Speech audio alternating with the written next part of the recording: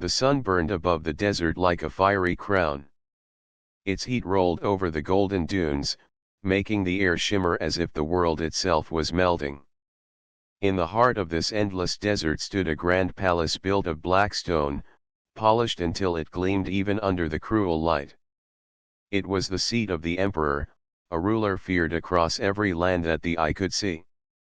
The emperor believed that strength came only from beauty and perfection. He demanded that his warriors look sharp and proud, that his banners fly without stain, and that his beasts of war be flawless in form. To him, anything weak, different, or strange was not a gift of life but a curse to his empire. When the emperor's dragon egg cracked many years ago, the court had gathered to celebrate. A dragon was a rare blessing, a sign of divine favor. Its fire could melt steel, its wings could blot out the sun, and its roar could shake mountains. The emperor dreamed of riding such a beast, leading armies with fire above him and dust below. But when the creature was born, silence filled the hall. The dragon's scales were not the rich red of flame nor the shining gold of sunlight. Instead, they were pale, almost white, with a faint shimmer that made it look like a ghost. Its eyes glowed with a weak pink light. Its body seemed smaller than expected, thin and fragile. The emperor stared at it with disgust. "This is not a gift," he said coldly, his voice echoing across the throne room. "This is a mockery." Advisors and servants lowered their heads, too afraid to speak. Only one old scholar whispered that the dragon might grow stronger with time, that even pale creatures could hide great power. The emperor, however, had already made his decision. He declared that the albino dragon was unworthy of the empire, unworthy even of life. The people whispered about this judgment in secret. They knew the emperor was cruel, but many still believed the dragon was innocent. Yet none had the courage to defend it. To speak against the emperor meant punishment, and no one dared to risk such a fate. At dawn the next day, guards carried the small albino dragon to the edge of the southern desert. The beast was tied with iron chains, its weak wings folded against its body. It let out faint cries, not of rage but of confusion, as if it did not understand why the one who should protect it had turned against it. The desert stretched before them like a sea of fire. The guards dug deep into the sand, creating a pit large enough to hold the dragon. The heat was so strong that even hardened soldiers wiped sweat from their brows. Yet they obeyed the emperor's order without question. The young dragon struggled as the sand covered its legs, its body, its neck.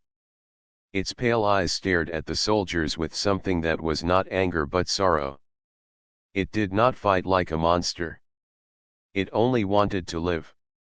The commander raised his hand. With a final signal, the guards poured more sand until the dragon's cries grew muffled and then silent. The last thing seen was the pale tip of its tail disappearing beneath the dune.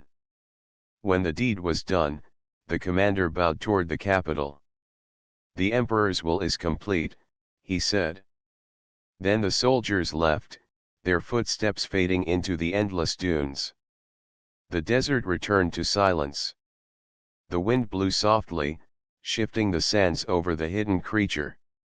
To most, it seemed the albino dragon was gone forever. The emperor celebrated, declaring that weakness had been erased from his empire. But the desert was not just a place of death. It was a place of secrets. Beneath its shifting dunes lay caverns, rivers of heat, and stones that glowed with strange light. The albino dragon, though buried, did not perish. Its breath grew shallow, its body weak, but something deep within the desert touched it. Heat surrounded it, not the killing fire of the sun but a hidden warmth that preserved life. Days turned to months, and months turned to years. The emperor forgot about the creature he had thrown away. He filled his palace with other beasts, with riches, with songs of his greatness. Yet sometimes, in the quiet of the night, he dreamed of pale eyes staring at him from beneath the sand. The people too carried the memory in whispers. Old travelers told stories of the dragon that had been buried alive. Some said its spirit haunted the dunes, moving with the storms. Others said it slept, waiting for the day it would rise again. Children listened wide-eyed around campfires, asking if the dragon was evil or pure. No one knew the truth. The albino dragon, however, was alive. Its body grew slowly, fed not by the sun but by the strange energies of the desert deep below. Its scales hardened, its breath warmed, and its heart beat steady. It remembered the emperor's betrayal, but it also remembered the sky it had never flown across, the rivers it had never seen, and the songs it had never heard. Its story was not finished. Far away in the palace, the emperor never imagined that the creature he had buried in shame would one day return. He thought he had erased weakness, but in truth, he had only planted a seed of change in the desert sands. A seed that would wait until the right hands came to uncover it. The desert wind carried that secret like a whisper across the dunes. Those who listened carefully could almost hear a faint sound beneath the sand, like a quiet heartbeat, waiting. The desert was wide and endless, a land where only the strongest could survive. For centuries, people had avoided its deep heart, where the sun burned hottest and the storms swept strongest. Yet one day, an order came from the emperor himself. A new mining outpost had to be built near the southern dunes, where rare crystals were rumored to sleep under the sand. Ral, a foreman known for his skill and honesty, was chosen to lead the work. He was not a nobleman, not a soldier, only a worker who knew how to guide men and complete hard tasks. Ral had broad shoulders, a weathered face from years in the sun, and calm eyes that others trusted. When he was given this task, he accepted without question. To him, work was work. He did not know that this mission would change his life forever. Ral and his team of miners traveled many days before reaching the site. The land was harsh, and the men grew tired quickly. Sandstorms howled across the dunes, burying tools and tents. The sun struck down like a hammer each afternoon. But Ral encouraged his men. He gave clear orders, divided tasks fairly, and never asked his crew to do anything he would not do himself. Slowly, the outpost began to rise from the desert floor. They dug deep into the earth to reach the glowing crystals. These crystals were said to carry heat within them, enough to power furnaces and weapons. The emperor wanted them for his armies. The work was dangerous, for the ground was unstable, and caves sometimes collapsed without warning. One evening, as the sun sank and the desert sky turned red, the miners broke into a hollow place. The sand beneath them shifted, opening a dark gap. Shouts filled the air as men scrambled back from the edge. Ral rushed to the front, holding a torch high. He saw a wide cavern below, glowing faintly as if lit by fire trapped under stone. Curiosity pulled him forward. He tied a rope and descended carefully into the cavern. The air grew warmer with each step down, but it was not the burning heat of the desert sun. It was different, steady, almost alive. When Ral reached the bottom, his torch was no longer needed. Strange crystals in the walls glowed softly, filling the space with pale light. Then he saw it. At first, he thought it was a stone figure buried under dust. A massive shape lay in the center of the cavern, pale and still. But as he stepped closer, he noticed the rise and fall of breath, faint but steady. His heart froze. Before him lay a dragon. Its scales were white like bone, its wings folded against its body. Its eyes were closed, yet its chest moved slowly, pulling in air. Chains of rusted iron still clung to its legs, though many links had broken with time. The creature looked weak, half dead, yet there was life in it still. Ral stood in silence, his mind racing. He had heard the old stories whispered by travelers. They spoke of a pale dragon buried alive by the emperor many years ago. Most called it a myth, a warning tale told to children. But now, here it was, real and breathing in front of him. He felt both fear and pity. This was no monster roaring fire. This was a creature left to die, a creature that had survived in silence for years. Ral slowly placed his torch aside and knelt. He did not touch the dragon, but he spoke softly, as one might speak to a frightened animal. "You are not alone now," he whispered. "I see you." The dragon's eyes flickered open. They were pale pink, glowing faintly in the dim light. It did not attack, did not roar. Instead, it looked at him with tired curiosity.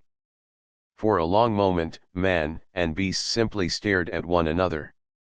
Ral felt something stir in his chest, something he could not explain. It was not fear anymore. It was connection. When Ral climbed back up, his men were waiting, eager to know what he had found. He hesitated. If he told them the truth, the word would spread. Imperial scouts would come, and the Emperor would learn that his abandoned dragon still lived.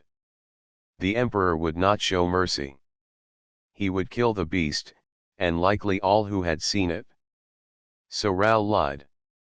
He said the cavern was filled with crystals, too unstable to mine yet. He told his men to keep away from it for now. They grumbled but obeyed, trusting his judgment. That night, while the workers slept, Ral returned alone to the cavern. He brought a small pot of water and scraps of food. The dragon watched him closely but did not resist when he placed the water near its mouth. Slowly, it drank. Its tongue flicked across the surface, weak but grateful. Ral smiled faintly. Over the next days, Ral visited the cavern in secret. He brought more water, more food, and sat near the dragon, speaking in calm tones. At first, the creature remained silent. But soon, it began to move slightly, stretching wings that had been stiff for years. Its breath grew stronger. It made soft sounds in its throat, not words, but not threats either. Ral began to see changes. When he worked with the miners above, the ground sometimes trembled. When the men tried to break the hardest stone, it would crack easier than before. Ral suspected the dragon was using its faint power to help, though quietly, without revealing itself. The foreman felt torn between duty and compassion. His orders were to mine crystals for the emperor. Yet he could not betray the dragon. It had suffered enough under the emperor's cruelty. In his heart, Ral knew he would protect it, even if it meant defying the empire. Above, his men noticed the outpost growing faster, stronger. They praised Ral, saying he must have the favor of the gods. Ral only smiled and kept his secret. The desert winds blew each night, carrying sand across the dunes. Hidden beneath them, in a cavern of glowing crystals, a bond was forming between a man and a dragon. It was fragile, quiet, and dangerous, yet it carried hope. Neither Ral nor the albino dragon knew it yet, but their meeting would one day shake the empire itself. The emperor, far away in his palace, had no idea that the creature he had buried in shame was alive. He had no idea that a simple foreman had uncovered it and chosen mercy over fear. The desert kept its secret, but not forever. For secrets, like buried dragons, do not sleep forever. The desert nights were colder than the days were hot. The wind swept through the dunes like a whispering ghost, carrying grains of sand that stung the skin. In the mining outpost, the workers huddled around fires, wrapping themselves in cloth to keep warm. But Ral was not with them. Each night, after the camp grew silent, he made his way down into the hidden cavern. There, the albino dragon waited. At first, it had been too weak to rise. It had only watched him with pale eyes, uncertain and afraid. But now, with water and food given daily, its strength was slowly returning. Its wings twitched, its claws scraped the stone, and a faint warmth came from its breath.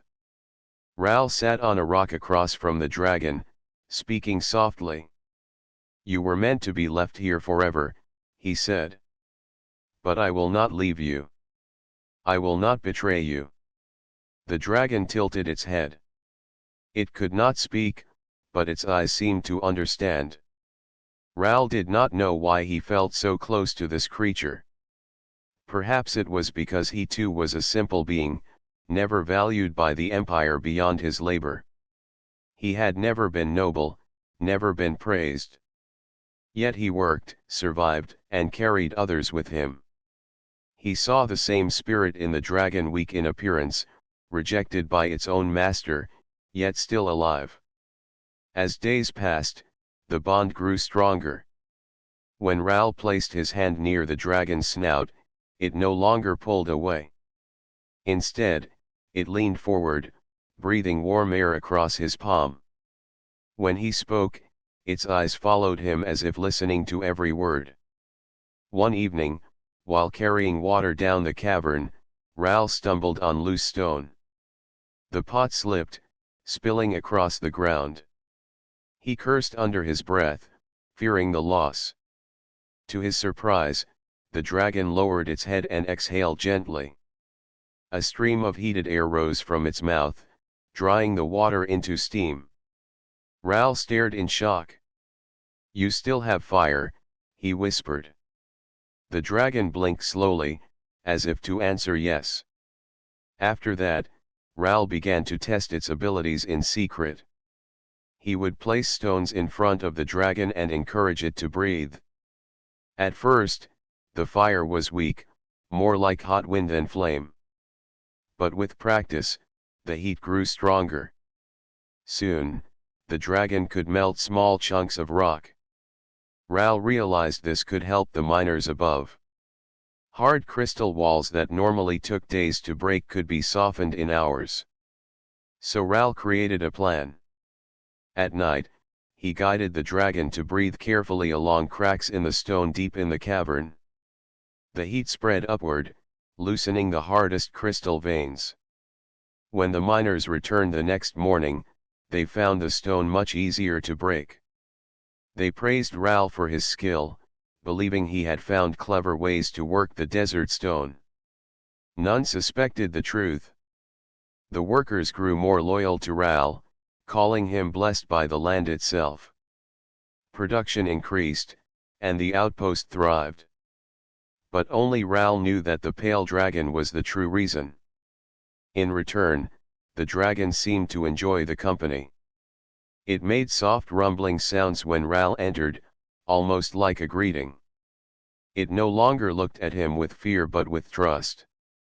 Sometimes, when Ral sat beside it, the dragon lowered its head onto the ground near his feet, as if showing peace. Ral would rest his hand gently on its scales, feeling the strange heat that pulsed beneath. One night, Ral brought a small piece of crystal with him. He placed it before the dragon, curious to see its reaction. The dragon sniffed it, then pressed its snout against the shard. The crystal glowed brighter, filled with energy. Ral stared in awe. The dragon was not only a creature of fire but also connected to the desert crystals themselves. "This is why the Emperor feared you," Ral said softly. "He saw only weakness. He never saw your gift." The dragon blinked, and for a moment, its eyes shone brighter, as if agreeing. Ral began to dream of what might come. If this creature grew stronger, it could change everything. It could break the Emperor's rule, not with war, but with proof that strength was not found in beauty or power alone. It was found in survival, in resilience, in bonds. But Ral also feared discovery. The more crystals they mined, the more attention the outpost would draw. Already, messages had been sent to the capital about their success. It was only a matter of time before soldiers arrived to inspect. One evening, while he sat beside the dragon, Ral confessed his worry aloud. If they find you, they will take you away. They will destroy you. I cannot let that happen. The dragon lowered its head close to him, as if sensing his fear. Its warm breath brushed against his chest, steady and calm. Ral felt comforted, though no words were spoken. As weeks passed, something remarkable happened. The dragon began to stand slowly at first, its legs trembling from years of weakness. But step by step, it grew stronger. Ral supported it, guiding it across the cavern floor. The creature's wings stretched wide, brushing against the glowing walls. It was no longer a dying shadow but a living being ready to rise again. One night, Ral dreamed of the dragon soaring above the desert, its pale wings reflecting the moonlight. He woke with a sense of purpose. He knew he could not keep it hidden forever, but he also knew he could not abandon it. Their fates were now tied together. The desert outside roared with storms, but in the cavern below, a bond had been forged. Man and dragon were no longer strangers. They were companions, each giving the other strength. The workers above laughed and sang, proud of their success, unaware of the secret beneath their feet. The Emperor, far away, only saw numbers on reports, not the truth behind them. But the desert knew. The desert kept the bond safe, for now. Ral looked into the dragon's eyes one night and spoke softly. We are bound now, you and I, whatever comes, we face it together. The dragon gave a soft rumble, lowering its head in agreement. Trust had been born, and with trust came hope.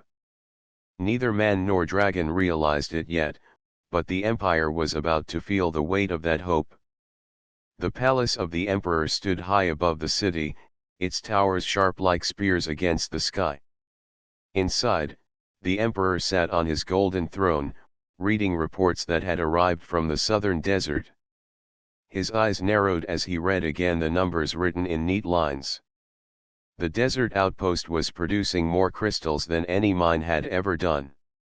In only a few months, Foreman Ral and his crew had dug and delivered what normally took years. The Emperor frowned. He was not pleased by success. He was suspicious. How can a group of simple workers achieve what armies of miners could not, he muttered. There is something hidden beneath the sand.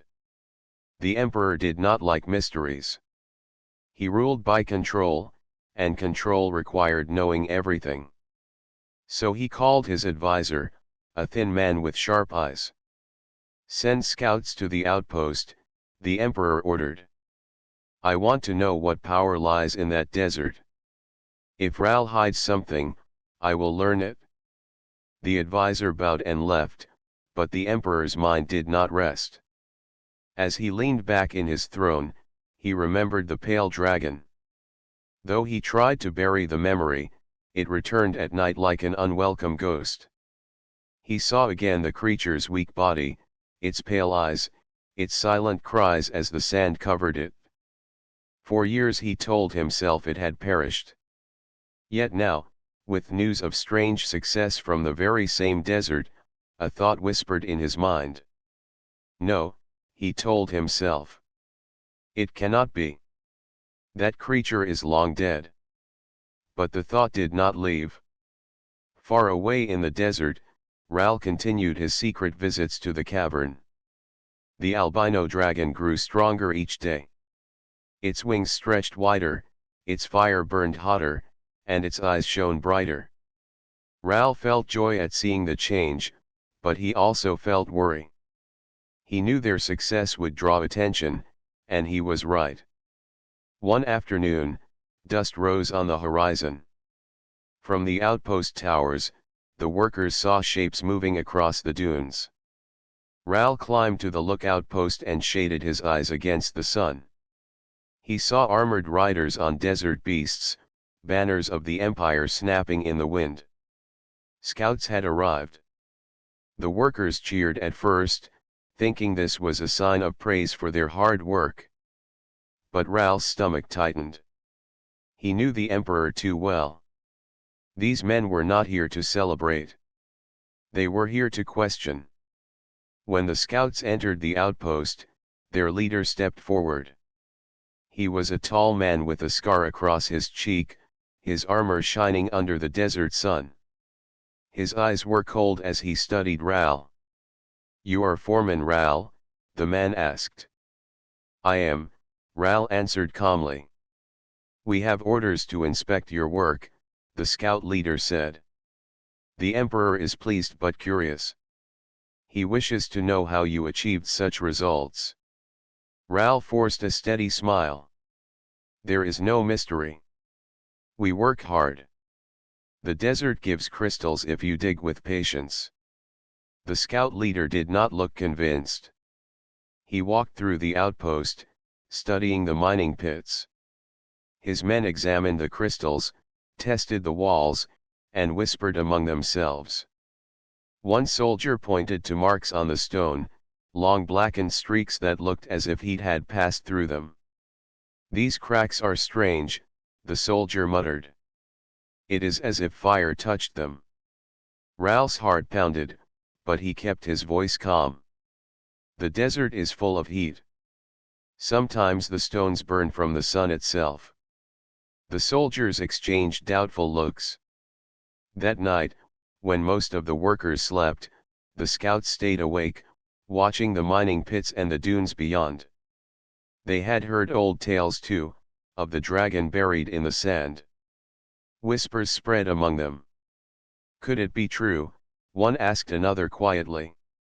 What if the pale beast still lives? The leader silenced them with a sharp look, but even he could not shake the thought. The desert seemed to hold its breath, as if hiding something just beyond sight. Ral knew he had little time. If the scouts discovered the cavern, the dragon would be doomed. He returned to the cavern that night, his steps quick with fear. The dragon sensed his unease and lowered its head close to him, giving a soft rumble. "They are searching," Ral whispered. "They suspect something. I must hide you deeper." With great effort, Ral guided the dragon into a narrow tunnel at the far end of the cavern. The walls glowed faintly, lit by crystals, and the path went farther underground. The dragon followed slowly, its wings brushing the stone. When they reached a hidden chamber, Ral sighed with relief. "You must stay here," he said softly. "Do not make sound. Do not show yourself. I will protect you." The dragon blinked and lowered its head in agreement. Ral placed his hand on its scales, then turned back, his heart heavy. Above ground, the scouts continued their search. They found claw marks near the dunes, faint but clear. They found strange patches of sand that seemed melted into glass. Fear spread among them. "It lives," one whispered. "The Emperor's dragon lives." When the scout leader reported this, the Emperor's anger burned. He slammed his hand against the throne. "So it is true. That creature defies me. And a foreman dares to hide it?" The Emperor's pride twisted into rage. He could not allow the world to know that the dragon he cast aside had survived. If the people believed in the pale creature, his image of power would be broken. "Prepare the army," the Emperor commanded. If Ral has betrayed me, I will destroy him. If the dragon lives, I will see it buried again, this time forever. The desert trembled as the Emperor's wrath moved toward it. The whispers of the albino dragon were no longer secret. The Empire's eye had turned upon the dunes. Ral stood on the outpost walls, watching the horizon with troubled eyes. He knew the storm was coming, and he knew he could not run from it. But when he thought of the dragon waiting in the cavern, he felt a spark of courage. The Emperor had buried the dragon once, but now man and beast were no longer alone. Together, they would face what was to come. The desert was calm at dawn, the dunes painted gold by the rising sun. But inside the outpost, Ral felt no peace. The Emperor's scouts had left with their whispers, and Ral knew they carried suspicion back to the capital. It would not be long before the Emperor sent more than scouts. He would send soldiers. He would come for the dragon. Ral gathered his crew in the central yard. The men looked tired, their faces burned by sun and work, but their eyes showed loyalty. They trusted Ral more than they trusted any nobleman.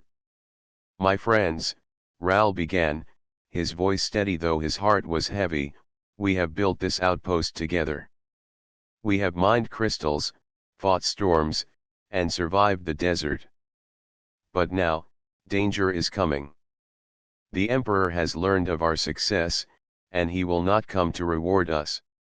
He will come to take what we have found, and he will not spare those who stand in his way." The men muttered in worry.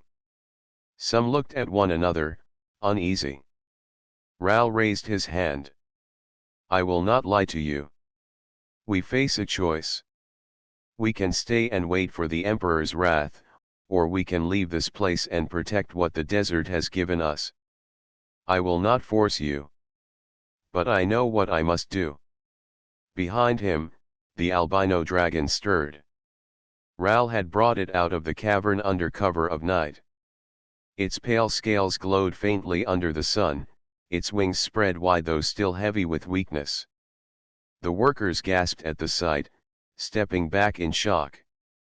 One man whispered, "The tales are true. The dragon lives?" Ral nodded. "Yes. This creature is real. The Emperor called it weak, buried it in the sand, and left it to die. But it survived. And it has helped us more than you know. It is not our enemy. It is our ally."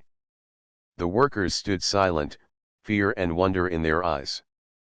Finally, one man stepped forward. "If you trust it, Ral, then I will trust it too."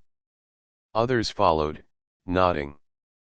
They had worked beside Ral for years and trusted his judgment more than the Emperor's cruelty. Ral felt relief, though he knew trust alone would not save them. "Then we must act quickly," he said. "The soldiers will come. We must leave this outpost and lead them away from the dragon's resting place. If we stay, we are trapped. If we move, we have a chance." So the workers packed supplies, loaded carts, and gathered tools that could serve as weapons. They moved before the sun reached its highest point, slipping into the dunes like a caravan of shadows. The albino dragon walked among them, its head lowered, its wings dragging slightly. It was not yet strong enough to fly, but it carried some of the weakest men on its back, protecting them from the burning sand. Behind them, a storm of dust rose on the horizon. The Emperor's soldiers had arrived sooner than Ral expected. Their skimmers cut across the dunes, metal hulls glinting in the light, banners snapping in the wind. The desert chase had begun. Ral urged his men forward. "Do not stop. The desert will test us, but we must outlast them." The soldiers gained quickly, their engines roaring across the sands. But the desert itself seemed to fight for Ral's side. A storm rose suddenly, sweeping across the dunes with fierce wind. Sand filled the air, blinding riders, and covering tracks. Ral led his men into narrow valleys between high dunes, hiding their path. The albino dragon moved steadily, its body glowing faintly in the storm. When the wind grew too strong, it spread its wings to shield the workers, creating a shelter of pale scales. The men crouched beneath it, amazed that the creature once called weak could protect them with such strength. But the soldiers did not give up. They fired signal flares into the sky, red sparks cutting through the storm. The Emperor's army followed the light, hunting like wolves. By nightfall, the chase had stretched far into the desert. The workers were exhausted, their steps slow, but the dragon continued to guide them. Ral walked at its side, steady and determined. At one point, the soldiers closed in. Their skimmers surrounded a dune where Ral's group had stopped for rest. The engines roared, lights flashing in the darkness. The men gripped their tools in fear, ready to defend themselves though they knew they could not win. Ral stepped forward, placing himself between the soldiers and the dragon. "If you want it," he shouted, "you must go through me." The soldiers laughed at first, mocking the idea that a foreman could resist them. But their laughter ended when the dragon rose to its full height. It opened its jaws and released a burst of heat. The fire was not yet strong enough to destroy the machines, but it melted the sand into glass beneath their feet. The soldiers stumbled, their skimmers sliding and sinking. "Go," Ral cried to his men. "Run now." The workers scrambled into the night, guided by the dragon's glowing scales. The soldiers tried to follow, but the desert shifted against them. Dunes collapsed, storms returned, and the chase stretched on. For 3 days and nights, the pursuit continued. The Emperor's men had speed, but Ral and his companions had endurance. They knew the desert better, and the dragon's presence gave them protection. When water ran low, the dragon struck its claws into the ground, uncovering hidden wells beneath the sand. When enemies drew near, it released heat that drove them back. The men began to believe. "It is not cursed," one said. "It is blessed." Another answered, "The Emperor was blind. This dragon is a gift." Ral heard their words and felt hope grow in his chest. The bond between man and dragon had spread to all. They were no longer workers following orders. They were companions, united by trust and survival. By the time the Emperor himself rode into the desert with greater forces, the chase had already turned into something more. It was no longer just about escaping. It was about proving that compassion and courage could outlast fear and pride. As the red sun set behind the dunes, Ral looked at the dragon beside him. Its eyes glowed with strength, its wings lifted higher than before. It was growing stronger, and so were they. The Emperor's army was still behind them, but Ral no longer felt powerless. He had his men, his courage, and a dragon that had risen from the grave of sand. Together, they would face whatever came next. The desert chase was not over, but it had already changed them all. The sun rose blood-red over the desert, painting the dunes with fiery light. The air was thick with tension, carrying the scent of heat, sand, and fear. Ral and the workers had stopped near a narrow valley, where the dunes formed natural walls. The albino dragon crouched beside them, its wings folded but ready. It had grown stronger with every day, its pale scales shining faintly, its eyes glowing with determination. Ral's heart beat fast. Today, the Emperor himself had come.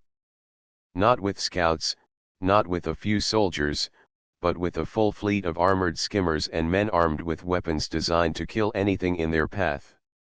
He had come to take the dragon and punish those who had defied him. Ral turned to his workers. "This is it," he said. The Emperor wants to take what is not his and destroy what he fears. We cannot run anymore. We must fight to protect the dragon and ourselves. The workers nodded. They had learned courage in the desert, had faced storms, hunger, and fear, but this was their greatest challenge. Many gripped tools in their hands, turning them into weapons, while others looked to Ral for guidance. The Emperor's army appeared over the dunes, a terrifying sight. The skimmers glided across the sand like dark birds of metal. Soldiers stood tall, firing weapons that sent blasts of light across the desert. Dust and heat rose around them, making the battlefield a blur of sand and fire. Ral whispered to the dragon, "Stay close. Protect the workers. Together, we can do this." The dragon growled softly, a sound that shook the air. It lifted its wings and released a controlled stream of heat. The flames were not yet deadly, but they melted sand into glass along the path of the first wave of skimmers. The machine stalled, slipping on the hardened sand, and soldiers were forced to stop. Ral shouted orders to the workers. "Hit the wheels. Push them into the dunes. We can slow them down." Men and women moved quickly, working as one. Tools became levers, carts became barricades. The desert itself seemed to aid them. Small dunes shifted under the soldiers' weight, hiding paths and forcing them into traps. The Emperor's soldiers pressed forward, but the dragon moved with speed and power. It struck its claws into the ground, sending bursts of heat that forced the enemy to retreat. It lifted workers to safety when they stumbled or fell. Its tail swept across the sand, knocking over obstacles and scattering the Emperor's forces. Ral fought beside his men, using his intelligence as much as his strength. He led attacks into narrow passes where the skimmers could not follow. He directed workers to push sand onto engines, block paths, and create obstacles.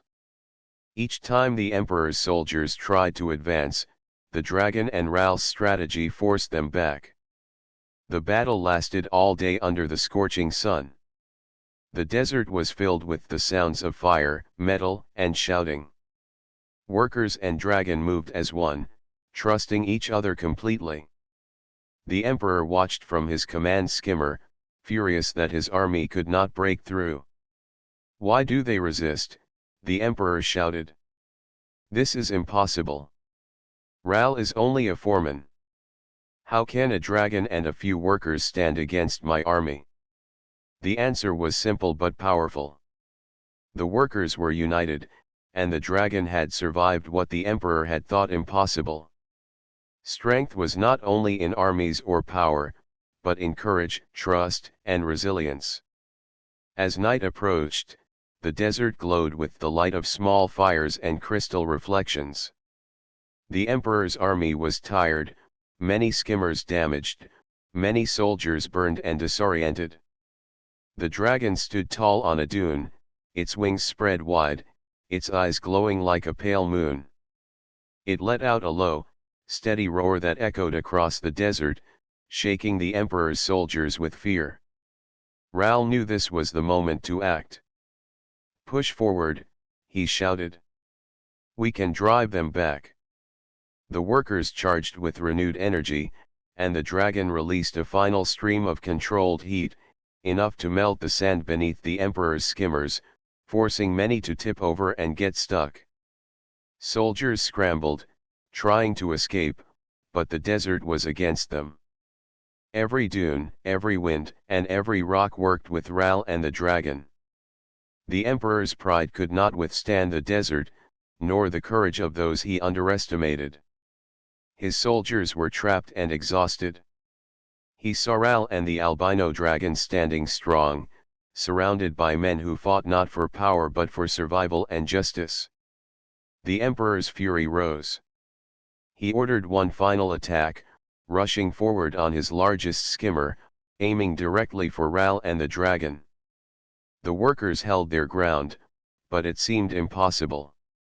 The skimmer was fast, heavy, and armed with the deadliest weapons. The dragon moved. It leapt into the air, spreading its wings fully for the first time in years. Its pale scales shone in the moonlight.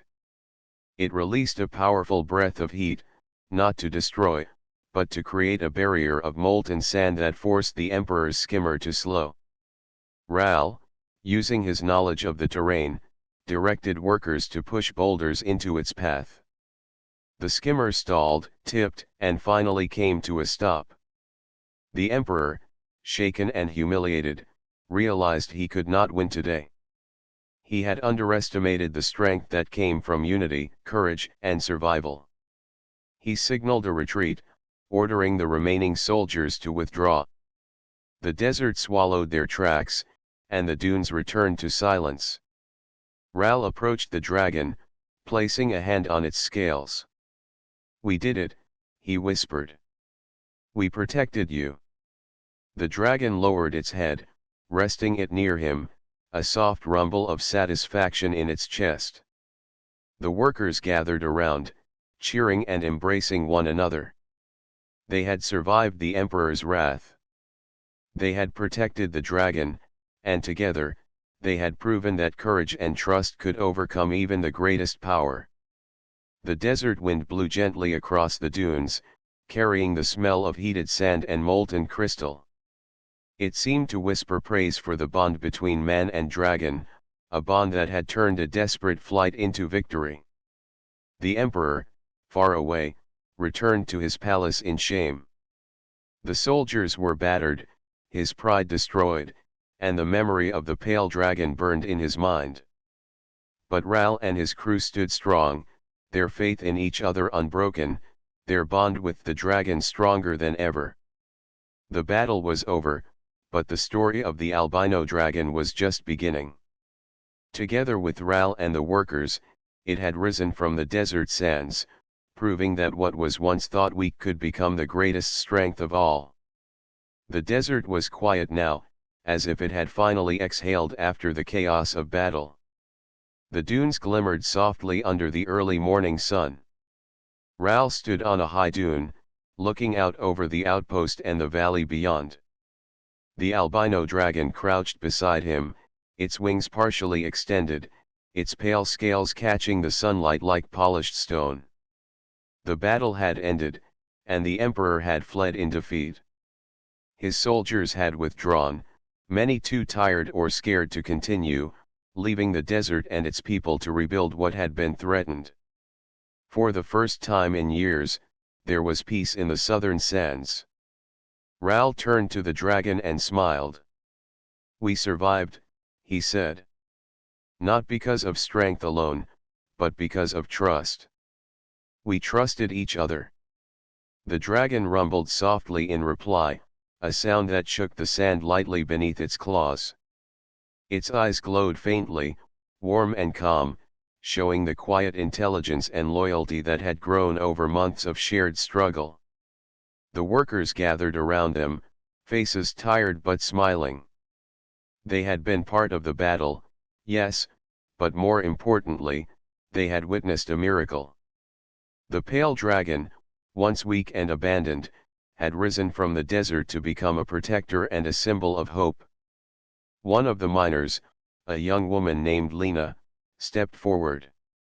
"Ral," she said, "I never imagined I would see a dragon in my lifetime, alive and free.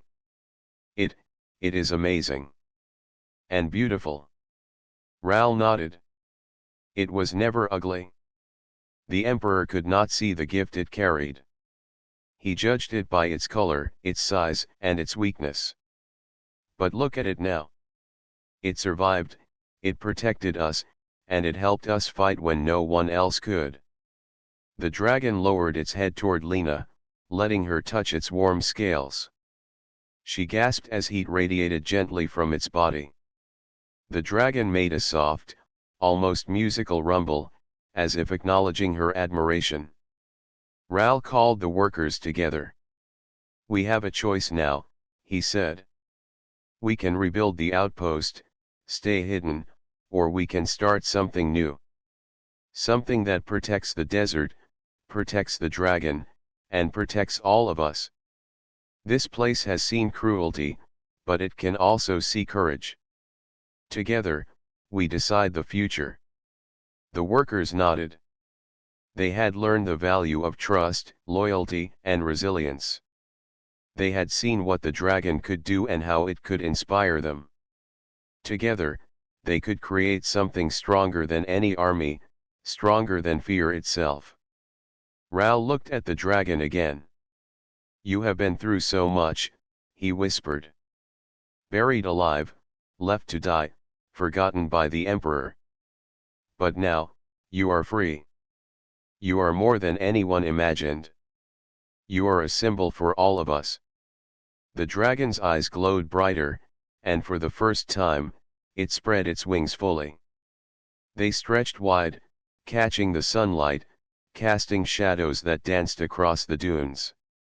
Its long tail flicked through the sand, and its claws dug into the earth with confidence. It was no longer a weak creature abandoned by a cruel ruler. It was strong, wise, and alive. Over the following weeks, Raoul and the workers began rebuilding the outpost, but differently this time.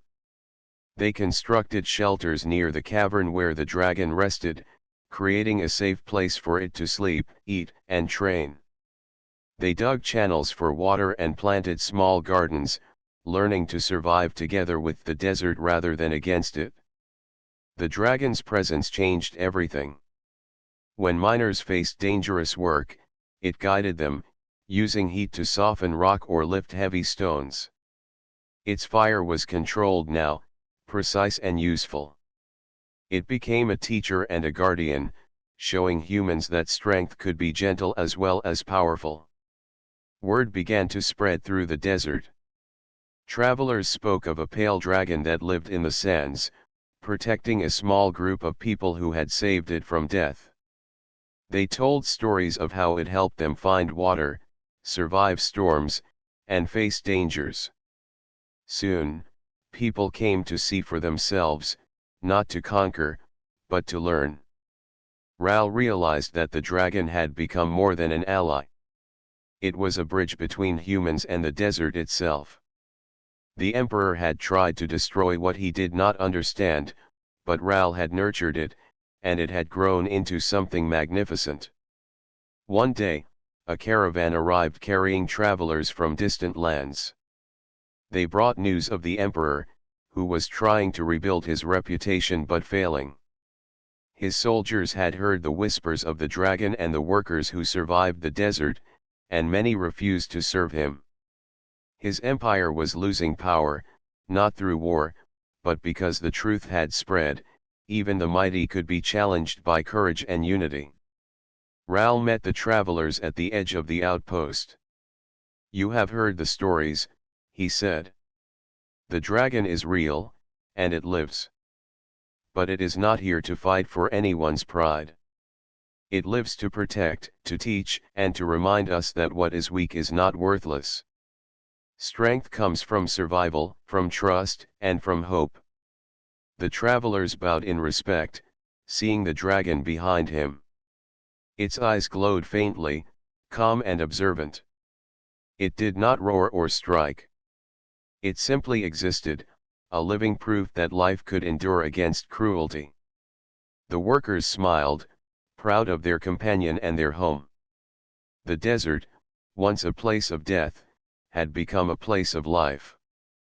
The dragon, once abandoned and buried alive, had risen from the sands to become a guardian, teacher, and symbol of the people who believed in it. Raoul stood beside it, hand resting on its warm scales. "We have done more than survive," he said. "We have shown that even the smallest, weakest, or forgotten can rise and change the world." The dragon rumbled in agreement, a sound that echoed through the valley, soft but powerful. The desert seemed to answer, carrying the noise across the dunes like a song of triumph.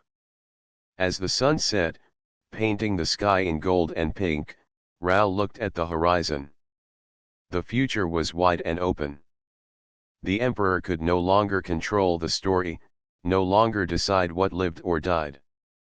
The albino dragon had survived, not through fear or cruelty, but through trust, courage, and the hands of those who believed in it.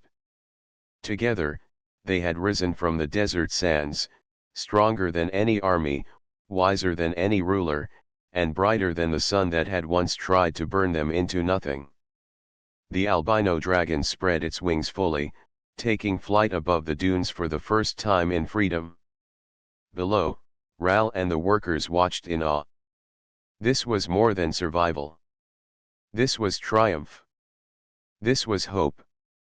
The dragon circled above them, pale scales shining, eyes glowing, and wings cutting through the wind. It was no longer a forgotten creature.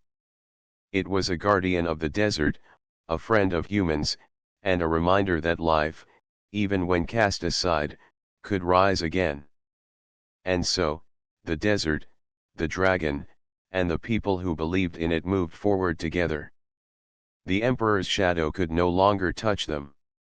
The pale dragon had risen, and with it, hope for the desert and beyond.